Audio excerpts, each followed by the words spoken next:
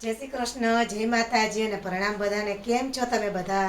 તો આજે આપણે બનાવવાના છે પૌવા બટેટા.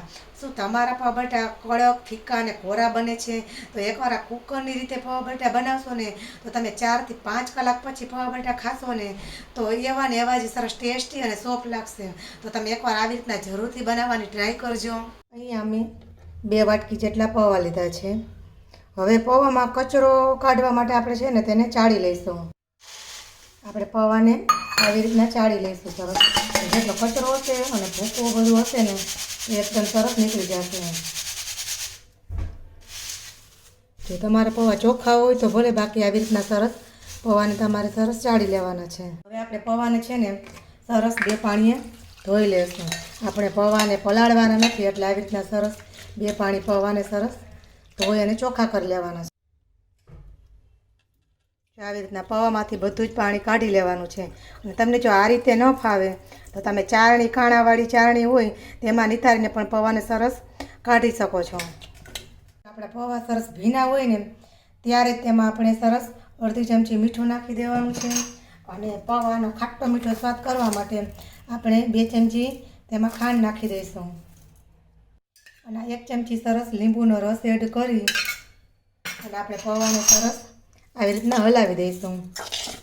હલાવીને સરસ મિક્સ કરી દઈશું, જેથી કરીને આપણી ખાંડ એકદમ સરસ ઓગળી જાય અને પૌવા એકદમ સરસ સારી રીતે મિક્સ થઈ જાય.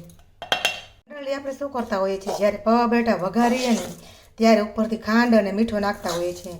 ત્યારે ક્યારેક કામ એકદમ સરસ મીઠું ચડે ન હોય અને ખાંડ એકદમ સરસ ભળી ન હોય.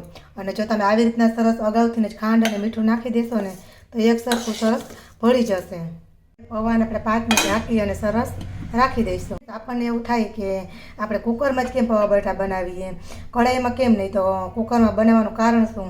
તો જો આપણે કઢાઈમાં પૌવા બટેટા બનાવીએ ને ત્યારે પૌવા બની જાય ને પછી થોડી વાર રહેવા દઈએ ત્યાં તો કાં એકદમ સખ્ત અને કાં એકદમ કઠણ અને કોરા થઈ જાય છે. અને જો આપણે કુકરમાં પૌવા બટેટા બનાવીને તો કલાક કે 2 કલાક પછી જોઈશું ને તો પણ આપણા પૌવા બટેટા સરસ એવાના ખુલ્લા અને એકદમ સરસ પોચા જશે. 5 મિનિટ થઈ ગઈ છે. આપણે પૌવાને ચેક કરી લઈએ. આપણા પૌવા એકદમ સરસ કોરા થઈ ગયા છે, એમાં પાણીનો ભાગ બિલકુલ નથી અને એકદમ સરસ સોફ્ટ પણ થઈ ગયા છે. હવે આપણે પૌવાનો વઘાર કરીશું. વઘાર કરવા માટે મેં અહીંયા એક કુકર લઈ લીધું છે. ને આપણે જ્યારે પૌવા બટેટા કુકરમાં કરીએ ને ત્યારે એક વાતનું ખાસ ધ્યાન રાખવાનું છે કે ગેસ એકદમ સરસ ધીમો રાખવાનો છે. તમે ફાસ્ટ ગેસ ઉપર પૌવા બટેટા બનાવશો તો કુકરમાં તળિયે ચોંટી જશે. મેં અહીંયા 2 થી 3 ચમચી જેટલું તેલ લીધું છે. થઈ જાય ને એટલે આપણે 2 થી 3 ચમચી જેટલા સિંગદાણા લીધા છે. તેને આપણે સરસ તળી લેવાના છે. સિંગદાણા તળીએ ને ત્યારે પણ ગેસ ધીમો જ રાખવાનો છે અને આવી રીતના સતત હલાવતા રહેવાનું છે. નહીં તો આપણા સિંગદાણા કાં તો બળી જશે અને કાં તો લાલ થઈ જશે. એટલે આપણે ગેસને સરસ ધીમો જ રાખવાનો છે.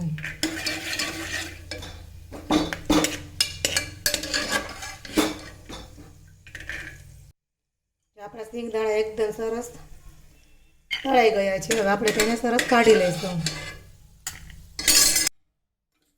હવે તેલની અંદર 1 ચમચી રાઈ અને અડધી ચમચી જીરું અને અડધી ચમચી હિંગ નાખીશું અને અડધી ચમચી હળદર નાખીશું.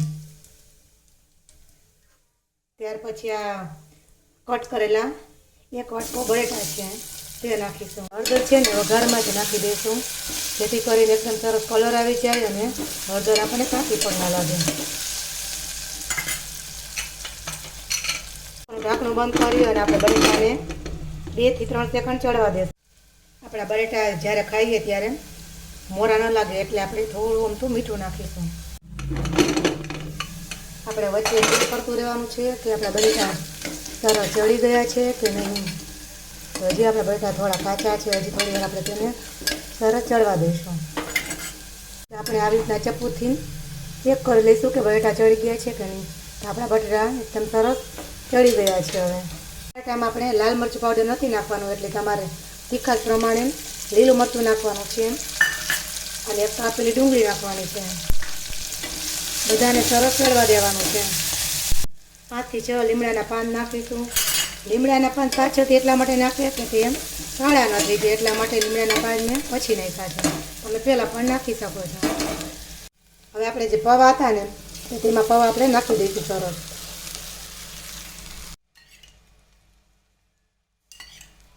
2 ચમચી લીંબુનો રસ નાખીશું અને થોડી કોથમીર નાખીશું અને કૂકરનું ઢાંકણું આપણે ઢાંકણું બંધ કરીને જ આવી રીતના આપણે હલાવવાના છે અને મિક્સ કરવાના છે.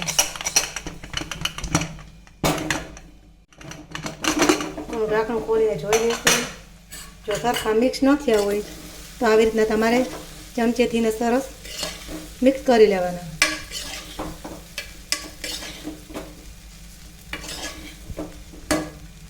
કૂકરનું ઢાંકણું બંધ કરી અને હલાવવાનું કારણ એ છે કે આપણા પૌવા ભાંગે ને એને એકદમ આખા આવવાના વારીએ.